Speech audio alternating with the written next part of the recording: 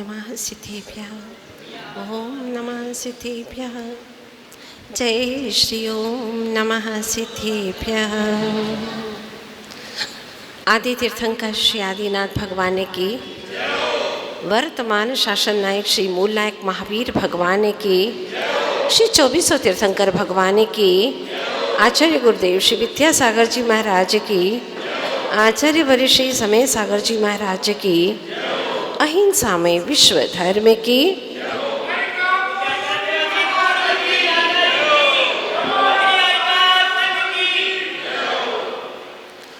भाभी जीवो, जब आपको भूख लगती है तो भोजन की याद आती है, जब प्यास लगती है तो पानी की याद आती है, जब नींद आती है तो शैया की याद आती है। तो आपके अपने जीवन में जो कष्ट हैं, जो परेशानियां हैं, उन परेशानियों के समय पर आपको प्रभु की याद क्यों नहीं आती? लोग कह रहे हैं आती तो है, बस यही तो गड़बड़ है कि परेशानियों के समय पे ही याद आती है। जब सुख के क्षण हो तभी प्रभु भक्ति रुचि कर लगे तो जीवन में कभी दुख आएगा ही नहीं। दुख में तो सब सुमिरन करते हैं, लेकिन सुख के क्षणों में कहते हैं समय है कहाँ? मंदिर जाने का समय ही नहीं है, पूजन पाठ करने का समय है ही नहीं। लोग कहते हैं भोजन करने का समय नहीं है, इतने व्यस्त हैं। संसार के कामों में इतने बिजी मत हो जाओ कि तुम भगवान की भक्ति भी न कर पाओ। इजी रहो, बिजी नहीं। इजी रहो, सहज रहो, सरल रहो। काल अनंता बीत गया है, ऐसा ही सोचते सोचते कि समय मिलता ही नहीं है, और समय मिलता भी है तो मन में भाव आता ही नहीं है कि प्रभु मैं तेरी पूजा करूं, आराधना करूं। सोचो, जब आपका दिमाग, आपका उपयोग दुनिया की तरफ लगता है, जगत की तरफ लगता है, जगत की चिंता करते हो, परिवार की चिंता करते हो, और कहते क्या है, माता जी ये तो हमारा कर्तव्य, वो तो करना ही होगा ना। वो कर्तव्य तुम्हारा महत्वपूर्ण है, और अपनी आत्मा को देखना, अपने केंद्र को मजबूत करना, ये कोई तुम्हारा कर्तव्य नहीं है। जबकि आद्य कर्तव्य यही है। कुंद कुंद महाराज ने कहा है, आदि हिदम का दव्वम, आत्महित करना ये प्रथम हमारा कर्तव्य है। जब ये कर्तव्य नहीं करोगे तो तुम औरों के लिए क्या कर पाओगे? निज को तो जाना ही नहीं, पर के लिए चल पड़े। जो स्वयं के केंद्र को नहीं जानता वो परिधियों पर भटक जाता है। इसलिए सर्वप्रथम जरूरी है कि मुझे अब करना क्या है। मेरी जिंदगी का एक एक क्षण, एक एक लम्हा बहुत कीमती है। तो जितना हो सके उतना हम प्रभु की भक्ति के लिए समय दें। कहा है आचार्यों ने, जगत की ओर दृष्टि डालेगा तो भिखारी बनेगा, जिन भगवान की ओर दृष्टि डालेगा तो सच्चा भक्त बनेगा, और निज आत्म तत्व की ओर दृष्टि डालेगा तो सच्चा भगवान बन जाएगा। अब चॉइस तुम्हारे हाथों में है कि क्या करना है। ये शांति विधान आज आपने किया। अधिकांश लोग इस दृष्टि से करते हैं कि मेरे जीवन में शांति मिले, जो मैंने पाप कर लिए थे अब उसका फल मिलेगा, मैं कैसे भोगूंगा, बहुत कष्टप्रद होगा, इसलिए हे भगवान शांतिनाथ प्रभु। और शांतिनाथ ही शांति के दाता ऐसा नहीं है। 2400 तीर्थंकर भगवान शांतिनाथ है, शांति के दाता है, अपूर्व शांति के प्रदाता है। तो हमें भगवान की स्तुति उसी वक्त क्यों रुचिकर लगती है? हर वक्त अच्छी लगे। किसी कामना से हम भगवान की भक्ति ना करें। निष्काम होकर के प्रभु की भक्ति करना ही सच्ची भक्ति है, अनूठी भक्ति है। जब भी मंदिर आते हैं, ये भगवान शांति मिले प्रभु, घर के झंझट सब ठीक हो जाए, दुकान अच्छे से चले, व्यवसाय अच्छे से चले, लोग मुझसे प्रेम करें, शरीर निरोग हो जाए, ये कामना करके भक्ति करना सच्ची भक्ति है ही नहीं। ये तो याचना है। तुम्हारा लक्ष्य, तुम्हारा उपयोग तो याचना की ओर है। जो तुम्हें चाहिए वहाँ है। मान लो कोई केस सुलझने वाला है, आज उसका निर्णय होने वाला है, और भगवान की भक्ति कर ली, शांति विधान कर लिया, तो करते करते दृष्टि कहाँ रहेगी? वो केस सही हो जाना चाहिए। जिस व्यक्ति ने मुझ पर केस किया, व्यक्ति दिख रहा है, भगवान नहीं दिख रहे आपको। जबकि भक्ति ये कहती है कि यहाँ नृत्य गान करना भक्ति नहीं है। हमारे उपयोग का प्रभु के गुणों में एक तान हो जाने का नाम ही सच्ची भक्ति है। उपयोग प्रभु के गुणों में लग जाए, लीन हो जाए, ऐसे क्षण जिंदगी में बहुत कम आते हैं। ये शांतिनाथ विधान की बहुत पुरानी कथा है। कहते हैं कि एक बार सूर्यवंशी राजा जो बड़ा ही अन्याय करने लगा, प्रजा भी कर्तव्य विहीन हो गई। बात ये कहीं दूर की नहीं है, पास की मथुरा की ही घटना है। और उस मथुरा नगरी में जब आतताई उस राजा ने चारों तरफ आतंक फैला दिया। आतंकवादी कोई और नहीं था, वो सूर्यवंशी राजा ही था। प्रजा कर्तव्य विमुख होने लगी। तब ग्राम के देवता ने क्रोधित होकर के राजा सहित पूरी प्रजा के ऊपर घोर उपसर्ग किया। और क्या उपसर्ग किया? तरह तरह के रोग से लोगों को पीड़ित कर दिया। जहाँ देखो घर में 4 लोग हैं तो चारों के चारों लोग रोगी हैं, किसी को क्या किसी को क्या, पल भर भी चैन नहीं है। सारे लोग परेशान हो गए और प्रतिदिन लोग सैकड़ों की तादाद में मरने लगे। जब इतने लोग मरने लगे तो राजा ने देखा कि इस नगरी में रहना अब ठीक नहीं है, कोई तो यहाँ पर देवी भयंकर शक्ति का प्रकोप हो रहा है। तब राजा प्रजा सहित सारी मथुरा नगरी को छोड़ देता है और सारा नगर जन शून्य हो गया, शांत बिल्कुल, और साए साए की आवाज़ें आने लगी। ऐसी स्थिति में कुछ ऐसा संयोग हुआ कि आषाढ़ सुदी 13 के दिन वहाँ मथुरा नगरी में एक अनजान व्यक्ति सुमति नाम का बड़ा श्रेष्ठी पहुँचता है और पूरी नगरी को शून्य देखा। घर सारे के सारे शून्य हैं। ऐसी स्थिति में उसने सोचा आखिर बात क्या है।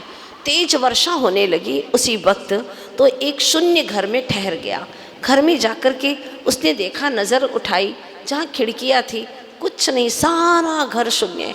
आसपास में कहीं बच्चों की कोई आवाज़ नहीं, कोई गाय भैंस की, कोई पशुओं की कोई आवाज़ें नहीं, एकदम सारा नगर खाली है। तो वह यह सोच करके कि मैं जानूं किससे, आखिर वह राजा के पास में पहुंचा। तो राजा ने वहां जाकर के उसने राजा से बातचीत की तो पता चला कि यहाँ पर कोई देवी प्रकोप चल रहा है। ऐसी स्थिति में वह सोचने लगा मैं कहाँ जाऊँ, किसकी शरण में जाऊँ। तो वहाँ पर दूर एक जिनालय था, वहाँ जाकर के सुमति नाम का श्रेष्ठी भगवान की आराधना करने लगा, भगवान की भक्ति करने लगा। और जब भक्ति करने लगा तो उसके पुण्य संयोग से वहाँ पर 2 चारण रीतिधारी महामुनीश्वर पधार गए। आकाश से गमन करते हुए 2 चारण रीतिधारी मुनिराज जब वहाँ पर आए, बड़ा प्रसन्न हुआ। ऐसा लगा कि जैसे सूखे रेगिस्तान के अंदर कोई कल्पतरु आ गया हो, इतना सुखद वातावरण सा लगने लगा। मुनिराज के चरणों में नम्रीभूत हुआ, 3 परिक्रमा लगाई और विधिवत वंदना करके वो बैठ गया गुरु के चरणों में। पूछने लगा, भगवान ये सारी मथुरा नगरी जनशून्य क्यों हो गई है, क्या हो गया ऐसा? राजा का कहना है कि कोई देवी प्रकोप है। ये सुन करके चारण रीतिधारी मुनिराज ने अपने मुखारविंद से कहा कि हे भक्त वत्सल, देखो इस नगरी में क्या क्या हुआ है। यहाँ का राजा वह अन्यायी है और उसी की वजह से घोर प्रकोप हो रहा है। तो भगवान इसका कोई उपाय है क्या? हाँ, अगर बीमारी है तो उसका उपाय भी है, परेशानी है तो परेशानी को ठीक करने का भी इलाज है। तुम कर सकते हो क्योंकि तुम सच्चे सम्यक दृष्टि जीव हो, तुम्हारे अंदर प्रभु के प्रति भक्ति है। भगवान कहिए मैं क्या उपाय करूं जिससे सारे जन सुखी हो जाएं। ठीक है, आशीर्वाद है हमारा। जैसे ही 16 दिन का पखवाड़ा शुक्ल पक्ष का आवे और वो आने ही वाला है, तुम शांतिनाथ के पवित्र जिनालय में 16 दिन का शांति विधान करना शुरू कर दो। पूरी भक्ति के साथ में कोई मांग मत रखना। बस अपने लिए मांगना पाप है, लेकिन औरों के लिए और जीव सुखी हो, बस ये भावना करना, ये धर्म है तुम्हारा। और इसी भावना से वो जिन मंदिर में जाकर के 16 दिन तक शांति विधान करता है, और इतनी भक्ति से करता है, जैसे जैसे विधान करता गया सेठ, वैसे वैसे सारा उपद्रव शांत हो गया। और 16वें दिन तक तो पूरा उपद्रव शांत हो गया। फिर क्या था, धीरे धीरे लोग आपस में चर्चा करने लगे और डरते डरते नगर में प्रवेश करने लगे। अब कोई डर नहीं था, सभी लोग अपने अपने घर पर चले गए। फिर से नगरी आबाद हो गई। विधान के प्रभाव से पूरी मथुरा नगरी का मारी रोग दूर हो गया। बस आपसे भी इतनी सी गुजारिश है कि अपने भयंकर 3 रोग है, जन्म, जरा और मृत्यु, उनका विनाश करने के लिए अब आप भी लग जाओ और भावना कर लो कि हे प्रभु, इसी के निमित्त से कम मैं आपकी आराधना करूँगा, आपका गुणानुवाद करूँगा। जैसे आप लोगों ने आज कितनी शांति से यहाँ पर शांति विधान किया है। तो इसी तरह से अगर आप लोग ठान लेंगे कि कम से कम मैं 108 शांति विधान करूँगा या करूँगी, ठान लो। संकल्प लेकर के करने से बहुत कुछ फल की प्राप्ति होती है, श्रेष्ठ से श्रेष्ठ फल की प्राप्ति होती है। जन्म जन्मांतर के हमारे पाप धुल जाते हैं, और पाप धोने का लक्ष्य बनाइएगा। संसारिक वस्तुओं को पाने का कोई लक्ष्य नहीं है। 108 विधान कर सकते हैं, नहीं है इतनी सामर्थ्य भावना तो 51 विधान करने की भावना कर सकते हैं, इतनी भी नहीं है तो 21 की कर सकते हैं। कोई समय का बंधन नहीं, जब आपको अनुकूल लगे आ गए, या तो परिवार के साथ में या फिर दोनों जोड़े मिल कर के यहाँ पर भगवान की भक्ति करें। इस तरह से प्रतिदिन न कर सको, अष्टमी चतुर्दशी कर लेना, वो भी नहीं कर सको, कोई बंधन में मत बंधो। हम तो 2 साल के अंदर 3 साल के अंदर इतने विधान करेंगे। इसके माध्यम से आपके घर का द्रव्य भी लग जाएगा, आपका समय भी प्रभु भक्ति में जाएगा। आचार्य जी ने एक दिन प्रवचन में कहा था कि जो देव पूजा करते हैं वो 6 आवश्यकों का पालन करते हैं। जो देव पूजा करते हैं उनकी देव पूजा तो हो ही गई, गुरु की उपासना भी हो गई, क्योंकि देव शास्त्र गुरु की पूजा करते हैं।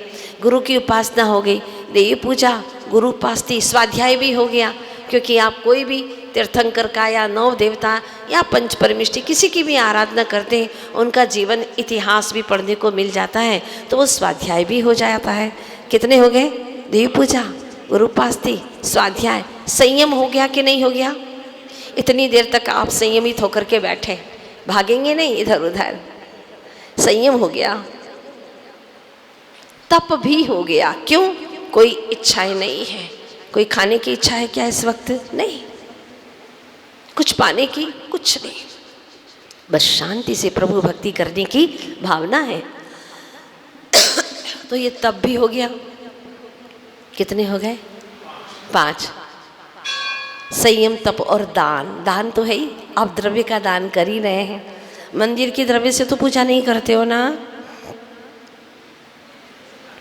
आपको कोई फल नहीं मिलेगा। अगर इतनी द्रव्य डालते हो, चढ़ाते हो, तो इससे दूनी द्रव्य मंदिर में दे देना।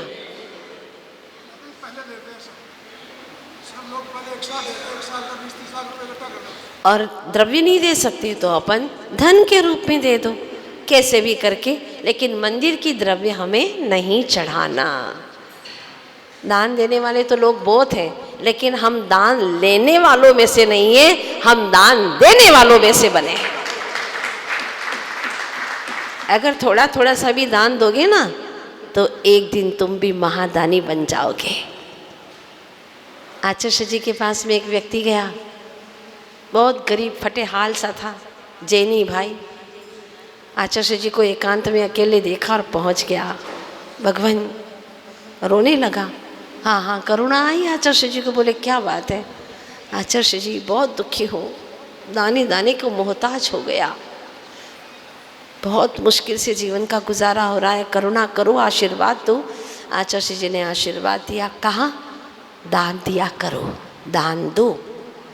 अब दिल्ली वाले होंगे तो कहेंगे कि देखो कहाँ तो मांगने गया था और उल्टा ले लिया कि दान दिया करो। दान दिया, क्या दान दूँ, कुछ है ही नहीं तो दान क्या दूँ मैं तो खुद मांगने आया हूँ यहाँ पर और कह रहे दान दो।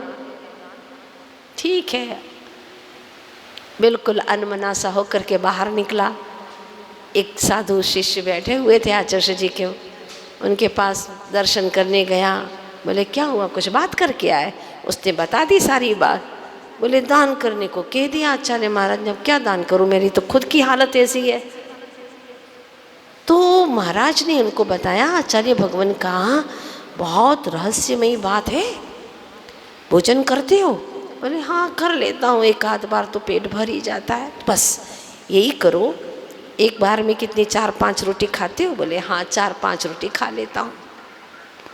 तो ठीक है, 1/4 रोटी का दान कर देना रोज। ये कर सकते हो? हाँ ये तो कर सकता हूँ मैं, इतना तो मैं दान दे दूंगा। तो ठीक है, आज से संकल्प करो 1/4 रोटी रोज दान में दोगे। हाँ ये तो कर सकता हूँ, बस बस बस। आचार्य भगवान का फिर आशीर्वाद तो मुझे मिल गया ना? हाँ मिल गया, तुम जाओ और जो गुरु ने कहा वैसा कर लो। ठीक है, अब वो रोज भोजन करने के लिए बैठता तो 1/4 रोटी पहले निकाल देता और वह दान कर देता, पशु को खिला देता, कोई गरीब आता उसको खिला देता, उसको दे देता। इस तरह से सिलसिला चला लगभग 1 महीने तक। उसकी किस्मत बदलने लगी, धीरे धीरे उसके धंधे में बरकत होने लगी। अब वह आधी रोटी का 1 रोटी का दान देने लगा, दोनों टाइम भोजन भरपेट करने लगा। धीरे धीरे धंधे में और वृद्धि होने लगी। फिर तो भाई क्या कहना, कहाँ तक कहूँ मैं, 2 साल के बाद में जब आचार्य भगवान के पास में आया तो हाथ में चांदी की थाली, हकीकत की घटना है यहाँ, हाथ में चांदी की थाली और उसमें विशेष विशेष द्रव्य लेकर के गाड़ी में बैठ करके आचार्य जी के चरणों में पहुंचा और आचार्य भगवान को नमस्कार करके और ऐसे आंखें उसकी सजल हो गई, भगवान आपका आशीर्वाद पाकर के मैं धन्य हो गया, भगवान धन्य हो गया। आचार्य जी ने देखा, एक निगाह से पहचान गए वही व्यक्ति है जो आज से 2 साल पहले आया था। आचार्य जी ने कहा 2 साल पहले आए थे ना, दान दिया था, भगवान आपकी आज्ञा का पालन किया और आज वही फटे हाल व्यक्ति अपनी गाड़ी लेकर के ये द्रव्य आपके चरणों में चढ़ाने के लिए लाया है।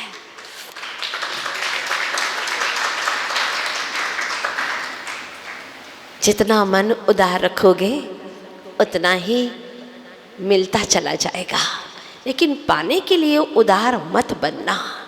मेरा जीवन किसी के काम में आए, इससे श्रेष्ठ उपयोगिता मेरे जीवन की और क्या हो सकती है।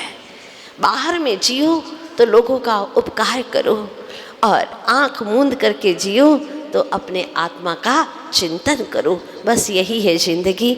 आप सभी का जीवन बहुत आनंदित हो। वैसे लोग बहुत दिनों से कह रहे थे, यहाँ के प्रधान जी भी आए और यहाँ की जो एक मनीषा जी है वो हमारे पास में आगरा से आ रही है लगातार, और बहुत दिनों से भावना थी माता जी आप हमारे यहाँ पर कम से कम 1 महीना तो दीजिएगा माता जी। ठीक है देखते हैं, पर 2 दिन में भी आप लोगों ने महीने भर का ले लिया है।